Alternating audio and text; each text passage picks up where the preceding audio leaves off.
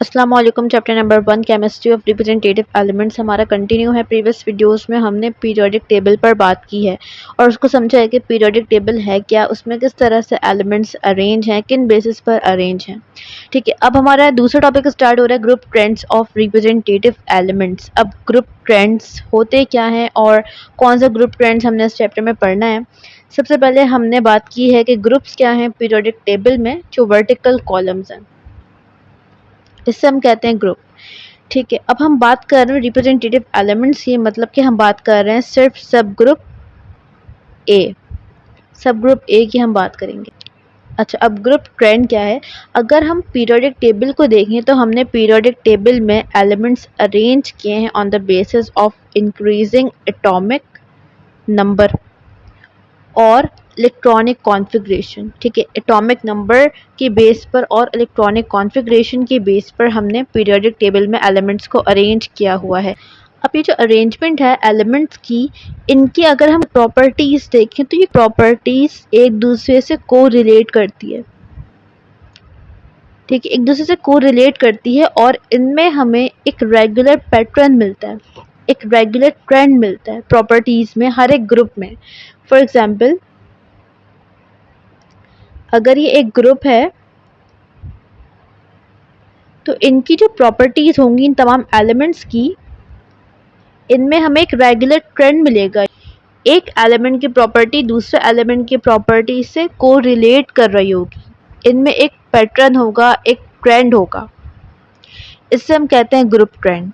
अब इसकी अगर हम डेफिनेशन देखें, क्या है, the regular variation in the properties of elements in a group of periodic table. ठीक है, पीरियोडिक टेबल में एलिमेंट्स की प्रॉपर्टी में हमें जो रेगुलर वेरिएशन मिलती है, एक रेगुलर पैटर्न मिलता है, एक वेरिएशन मिलती है, मतलब कि इस एलिमेंट की प्रॉपर्टी इस एलिमेंट से एक पैटर्न में डिफरेंट होगी लेकिन एक पैटर्न हमें मिलेगा। ठीक है, उसी सेम पैटर्न पे इस एलिमेंट की प्रॉपर्टी इस एलिमेंट से डिफरेंट होगी, उसी सेम पैटर्न में फिर थर्ड एलिमेंट की प्रॉपर्टी फोर्थ एलिमेंट से डिफरेंट होगी। तो एक प्रॉपर्टी एलिमेंट्स की डिफरेंट तो होंगी लेकिन एक रेगुलर वेरिएशन के साथ, एक ख़ास पैटर्न में। इसे हम कहते हैं ग्रुप ट्रेंड। अब इस चैप्टर में हमने कौन सी प्रॉपर्टीज़ पढ़नी है, किन प्रॉपर्टीज़ के ग्रुप ट्रेंड को डिस्कस करना है। नंबर 1 प्रॉपर्टी हमारे पास है एटॉमिक रेडियस, नंबर 2 है आयनाइजेशन एनर्जी, नंबर 3 है इलेक्ट्रोनेगेटिविटी, फोर्थ है इलेक्ट्रिकल कंडक्टिविटी, उसके बाद है मेल्टिंग एंड बॉइलिंग पॉइंट और फिर ऑक्सीडेशन स्टेट। इन प्रॉपर्टीज़ को हम समझेंगे और इनका ग्रुप ट्रेंड डिस्कस करेंगे। नाउ फर्स्ट प्रॉपर्टी है एटॉमिक रेडियस। एटॉमिक रेडियस को पहले समझेंगे कि एटॉमिक रेडियस होता क्या है, फिर इसका हम ग्रुप ट्रेंड डिस्कस करेंगे। ठीक है, एटॉमिक रेडियस है क्या, distance between the nucleus of an atom to its outermost electron shell. Nucleus से लेकर इसके वैलेंस शेल तक का डिस्टेंस, इससे हम कहते हैं एटॉमिक रेडियस। फॉर एग्जांपल, ये एक एटम की डायग्राम है, ये इसका न्यूक्लियस है, ठीक है, सेंट्रल पोर्शन, और ये इसके दो शेल्स हैं, फर्स्ट एंड सेकंड शेल। तो न्यूक्लियस से लेकर इसके वैलेंस शेल तक का डिस्टेंस, इससे हम कहेंगे एटॉमिक रेडियस। ठीक है, ये कहलाएगा एटॉमिक रेडियस। अच्छा, अब यहाँ पर एक और पॉइंट देखो कि अगर हम एटम्स में शेल इंक्रीज करते जाएं तो क्या एटॉमिक रेडियस इंक्रीज होता जाएगा। बिल्कुल, एटॉमिक रेडियस इंक्रीज होगा, क्योंकि जितने ज़्यादा शेल्स होंगे उतना ज़्यादा एटम बड़ा होगा और उतना ज़्यादा डिस्टेंस होगा न्यूक्लियस से वैलेंस शेल तक का। ठीक है, तो यहाँ पर क्या पॉइंट याद रखना है कि जितने ज़्यादा शेल्स होंगे उतना ज़्यादा जितने ज़्यादा शेल्स होंगे उतना ज़्यादा एटॉमिक रेडियस होगा। नाउ नेक्स्ट हम बात करने जा रहे हैं about group trend. Group trend को हमने 3 पार्ट्स में पढ़ना है। पहले हम पढ़ेंगे 1A एंड 2A, उसके बाद हम पढ़ेंगे 3A, उसके बाद हम पढ़ेंगे 4 से लेकर 8A तक। तो इसे हमने 3 पार्ट्स में डिस्कस करना है। फर्स्ट हम बात करें about 1A and 2A groups. अच्छा, अब 1A ग्रुप को हम कहते हैं अल्कली मेटल्स। क्या कहते हैं, अल्कली मेटल्स। अच्छा, अब अगर हम ग्रुप 1A को ड्रॉ करें तो इसमें हमारे पास कौन से एलिमेंट्स आते हैं, लिथियम आता है first, then sodium, then potassium, then rubidium, cesium और फ्रेंशियम। ठीक है, ये एलिमेंट्स हमारे पास आते हैं। अब अगर हम इस ग्रुप में डाउनवर्ड मूव करें तो एटॉमिक रेडियस इंक्रीज होता जाता है। ठीक है, जब हम डाउनवर्ड जाएंगे ग्रुप 1A में तो एटॉमिक रेडियस इंक्रीज होता जाएगा। ऐसा क्यों हो रहा है? क्योंकि पीरियड नंबर इंक्रीज हो रहा है और पीरियड नंबर हमें क्या बताता है? Number of shells. ऐसा ही है। तो अभी हमने बात की कि जब नंबर ऑफ शेल इंक्रीज होते जाएंगे तो एटॉमिक रेडियस भी इंक्रीज होता जाएगा। इसको हम समझते हैं। देखो अभी लिथियम है, ठीक है, लिथियम सेकंड पीरियड में आता है। इसके बाद हम आ जाते हैं सोडियम पर। सोडियम थर्ड पीरियड का एलिमेंट है। लिथियम के पास 2 शेल्स थे, सोडियम के पास 3 शेल्स हैं। पोटेशियम फोर्थ पीरियड में आता है, पोटेशियम के पास 4 शेल्स होंगे। ठीक है, इसी तरह से रुबिडियम फिफ्थ पीरियड में है, इसके पास 5 शेल्स होंगे। सीजियम 6th पीरियड में है, इसके पास 6 शेल्स होंगे। फ्रेंशियम 7th पीरियड में है, फ्रेंशियम के पास 7 शेल होंगे। तो जैसे हम डाउनवर्ड मूव कर रहे हैं ग्रुप में, नंबर ऑफ शेल्स इंक्रीज होते जा रहे हैं। जब नंबर ऑफ शेल इंक्रीज होंगे तो एटम का साइज इंक्रीज होगा। जब एटम का साइज इंक्रीज होगा, ठीक है, जब एटम का साइज इंक्रीज होगा तो क्या होगा? एटॉमिक रेडियस भी इंक्रीज होगा। तो यहाँ पे हमें क्या पॉइंट समझ आया है? Downward the group atomic radius increase होता जाएगा। ठीक है, जैसे हम नीचे आएंगे लिथियम से फ्रेंशियम की तरफ आते जाएंगे, एटॉमिक रेडियस इंक्रीज होता जाएगा। ग्रुप में 1A का एटॉमिक रेडियस गिवन है। लिथियम का जैसे फॉर एग्जांपल दिया हुआ है 152 और सोडियम का देखें तो 186। इसी तरह से फ्रेंशियम का है 348। तो यहाँ पर atomic radius down the group increase हो रहा है। रीज़न भी पता होना चाहिए। रीज़न क्या है? क्योंकि नंबर ऑफ शेल्स इंक्रीज हो रहे हैं और शेल इंक्रीज होने की वजह से न्यूक्लियस से वैलेंस शेल तक का डिस्टेंस भी इंक्रीज होता जा रहा है। दैट्स मीन के एटॉमिक रेडियस इंक्रीज हो रहा है। अच्छा, अब हम बात करने जा रहे हैं ग्रुप 2A की। ग्रुप 2A, ग्रुप 2A को हम कहते हैं alkaline earth metal. Group 2A क्या कहलाता है? Alkaline earth metal. Group 2A में भी सेम पैटर्न है। Down the group atomic radius increase होता जाएगा। रीज़न सेम है। रीज़न भी यही है कि नंबर ऑफ पीरियड इंक्रीज हो रहा है। जब नंबर ऑफ पीरियड इंक्रीज होता है तो नंबर ऑफ शेल्स इंक्रीज होते हैं। जब नंबर ऑफ शेल्स इंक्रीज होंगे तो एटम का साइज इंक्रीज होगा, न्यूक्लियस से लेकर वैलेंस शेल तक का डिस्टेंस इंक्रीज होगा और इसी वजह से फिर हमारे पास एटॉमिक रेडियस भी इंक्रीज होता जाएगा down the group from beryllium to radium. अच्छा, अब एक और पॉइंट हम यहाँ पर डिस्कस करने जा रहे हैं जो कि बुक में मेंशन नहीं है। ठीक है, अगर हम along the period मूव करें, from left to right move करें पीरियोडिक टेबल में, तो एटॉमिक रेडियस के साथ क्या होगा? ठीक है, तो एटॉमिक रेडियस क्या होगा? फॉर एग्जांपल हम ले रहे हैं अपना सेकंड पीरियड। सेकंड पीरियड में हमारे पास एलिमेंट आता है लिथियम, ठीक है, 1A का। फिर आता है बेरिलियम, सेकंड A का, 2A का। फिर बोरॉन, इसी तरह से कार्बन, नाइट्रोजन, ऑक्सीजन, फ्लोरीन और नियॉन। ये हमारे सेकंड पीरियड के एलिमेंट्स हैं।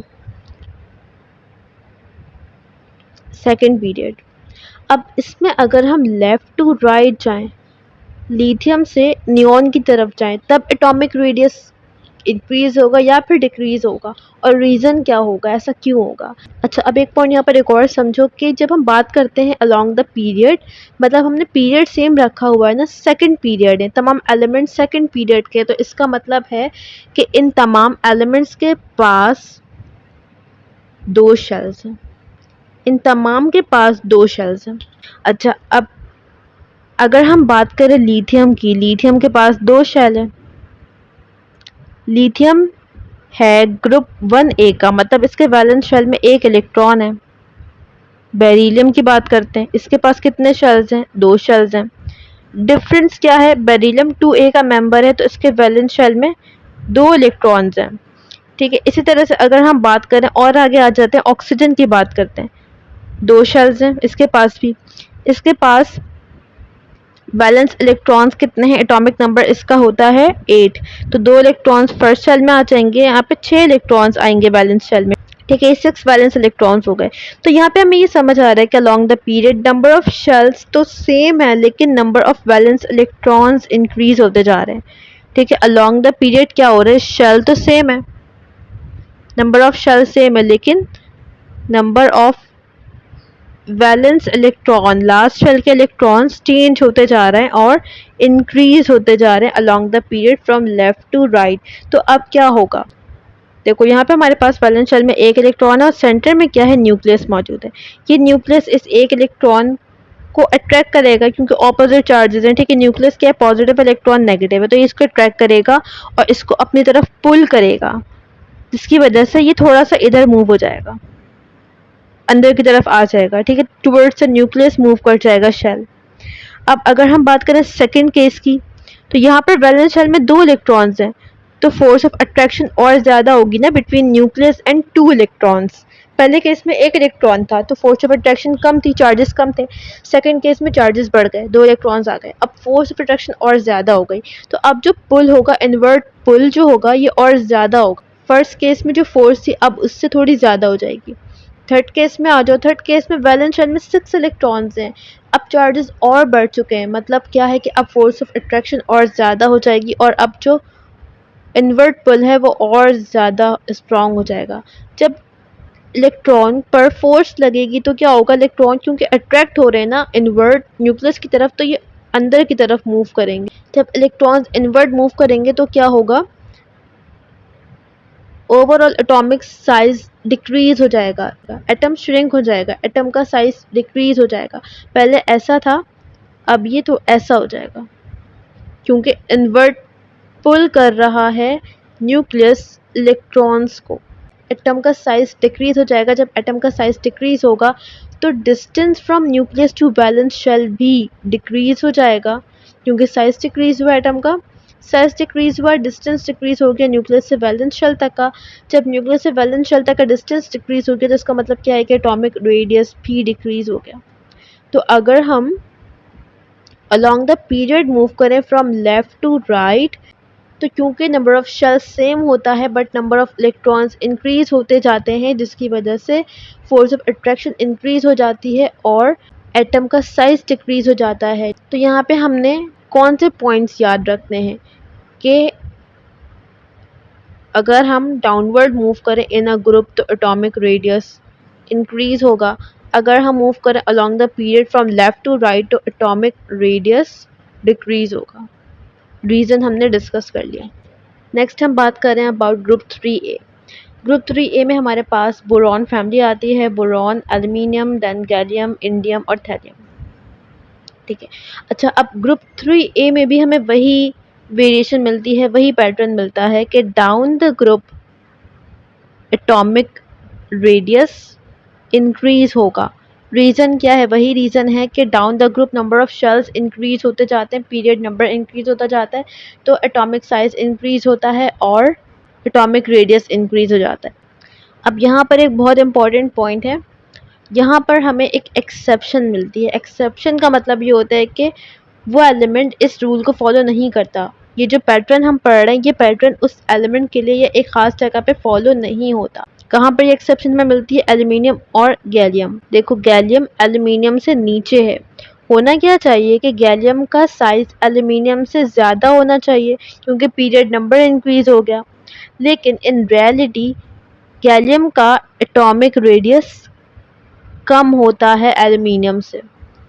ठीक है, बुक में वैल्यूज़ भी गिवन है। एल्युमिनियम का 143 है एटॉमिक रेडियस और गैलियम का 135 है। गैलियम का एल्युमिनियम से कम है, हालांकि अगर हम ट्रेंड को देखें तो होना क्या चाहिए था? गैलियम का एटॉमिक रेडियस एल्युमिनियम से ज़्यादा होना चाहिए था। अब इसका रीज़न है, इसका रीज़न ये है कि poor shielding effect. Poor shielding effect provided by D block element of gallium. अब इस पॉइंट को हम समझते हैं। देखो शील्डिंग इफेक्ट पहले होता क्या है, reduction in the attractive force between the atomic nucleus and the valence electron. देखो यहाँ पर हमारे पास एक एटम है जिसके पास दो शेल्स हैं, यहाँ पर ये इनर इलेक्ट्रॉन्स हैं, इनर शेल के इलेक्ट्रॉन्स हैं, ठीक है, और ये आउटर शेल के इलेक्ट्रॉन्स हैं, सेंटर में ये न्यूक्लियस है। अब न्यूक्लियस अट्रैक्ट करता है इलेक्ट्रॉन्स को, ठीक है, न्यूक्लियस इन इलेक्ट्रॉन्स को अट्रैक्ट कर रहा है। अब ये इनर इलेक्ट्रॉन क्या करते हैं, ये न्यूक्लियस के अराउंड इस तरह से एक क्लाउड बना लेते हैं, ठीक है, और न्यूक्लियस से आने वाली अट्रैक्टिव फोर्स को ये खुद ही एब्जॉर्ब कर लेते हैं। और जो वैलेंस शेल में इलेक्ट्रॉन्स है, ये अट्रैक्टिव फोर्स उन तक नहीं पहुंच पाती, क्योंकि ये फोर्स सारी कौन एब्जॉर्ब कर ले रहा है, कौन ले रहा है, इनर शेल के इलेक्ट्रॉन्स, जिसकी वजह से आउटर शेल के इलेक्ट्रॉन्स पर ये अट्रैक्टिव फोर्स न्यूक्लियस की इफेक्ट नहीं करती, ठीक है।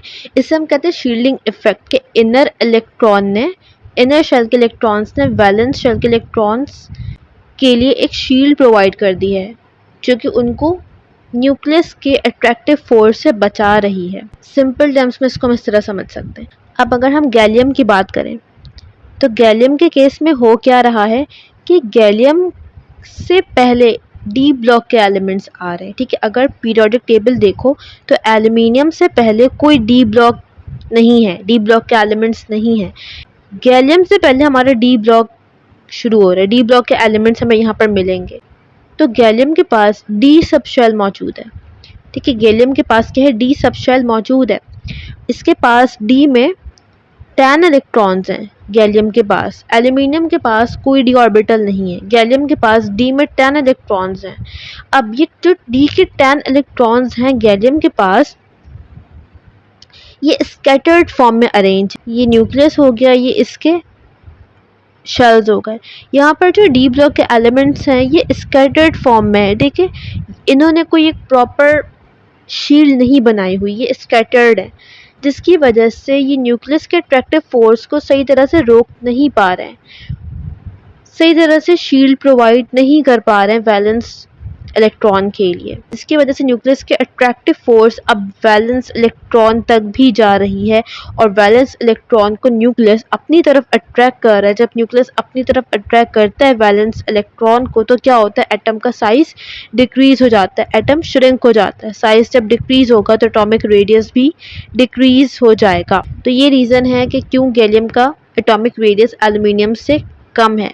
नेक्स्ट हम बात कर रहे हैं from group 4A to group 8A, ठीक है। ग्रुप 4A से लेकर 8A तक सेम ट्रेंड फॉलो होता है कि down the group atomic radius increase होता जाएगा। ग्रुप 4A में भी यही ट्रेंड फॉलो होगा, 5A, 6A, 7 और 8A में भी।